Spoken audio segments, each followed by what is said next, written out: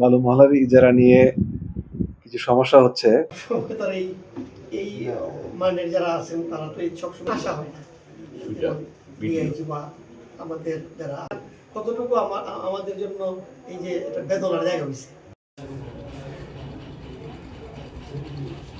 জাদুকাটা নদীতে দুইটা বালু মহল সরকার কর্তৃক ইজারা দেওয়া আছে, জাদুকাটা 1 এবং জাদুকাটা 2 নামে। এই দুইটা বালু মহলের নির্দিষ্ট সীমানা নির্ধারণ করে দেওয়া আছে, কিন্তু মাঝে মাঝে যেটা হয় এই সীমানার বাইরে থেকে বালু কাটা হয়, এরকম অভিযোগ আছে। বিশেষ করে নদীর পাড় থেকে বালু কাটা হচ্ছে, যে কারণে নদীটা ক্ষতিগ্রস্ত হচ্ছে এবং নদী তীরবর্তী মানুষের ঘরবাড়ি নিশ্চিহ্ন হয়ে যাওয়ার আশঙ্কা দেখা দিয়েছে। এরকম একটি বিষয় নিয়ে আমরা সরজমিনে দেখলাম এবং এর সত্যতা পাওয়া গেছে। অনেক ক্ষেত্রে আমরা দেখেছি যে নদীর পাড় থেকে বালু কাটা হচ্ছে, যেটা কিনা আপনার ইজারাকৃত স্থানের বাইরে। তো এটা সম্পূর্ণ অবৈধ। জেলা প্রশাসক মহোদয় ইজারা দিয়েছেন এবং উনি কিন্তু সীমানা নির্ধারণ করে দিয়েছেন। অবশ্যই সেই সীমানার মধ্যে থেকে বালু কাটতে হবে, এর বাইরে বালু কাটার কোনো সুযোগ নেই।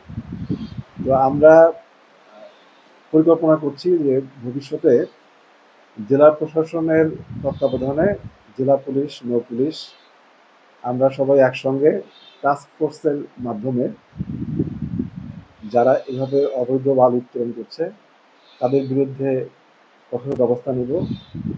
এটা আমাদেরকে রক্ষা করতে হবে। জাদুকাটা নদী আপনারা জানেন অত্যন্ত গুরুত্বপূর্ণ। এখানে পর্যটন শিল্পের জন্য এটা অত্যন্ত গুরুত্বপূর্ণ। হাজার হাজার মানুষ এখানে পর্যটক হিসেবে আসেন এবং এর নদী এবং এর পার্শ্ববর্তী হাওরগুলোর প্রাকৃতিক সৌন্দর্য উপভোগ করেন। তো এই নদী রক্ষার জন্য এই অবৈধ নির্ধারিত সীমার বাইরে বালু উত্তোলন বন্ধ করা, সম্পূর্ণ বন্ধ করা খুবই জরুরি। তো আমরা এটা নিয়ে কাজ করব এবং আশা করি যে আমরা এটা সম্পূর্ণ বন্ধ করতে পারবো। একটি পয়েন্ট আমি সবার দৃষ্টি আকর্ষণ করতে চাই, আমরা প্রশাসনের পক্ষ থেকে যেমন পদক্ষেপ নিব, তেমনি এখানে এই এলাকায় যারা বসবাস করেন, যারা নিজেরাই ক্ষতিগ্রস্ত হচ্ছেন, তাদের অনেকেও কিন্তু এই অবৈধভাবে বালু উত্তোলনের সঙ্গে জড়িত। তারা হয়তো নিজেদের ভবিষ্যৎ ক্ষতিটা বুঝতে পারছেন না, বর্তমান লাভের জন্য এটা করছেন। তো আমরা তাদেরকে সচেতন করার জন্য আমরা এসব এলাকায় সচেতনামূলক পদক্ষেপ গ্রহণ করব, তাদেরকে সচেতন করবো, তাদেরকে বুঝাবো যে তারা আসলে এই সাময়িক লাভের জন্য যে কাজটা করছেন তাতে তাদের দীর্ঘস্থায়ীভাবে তারা নিজেরাই ক্ষতিগ্রস্ত হবে।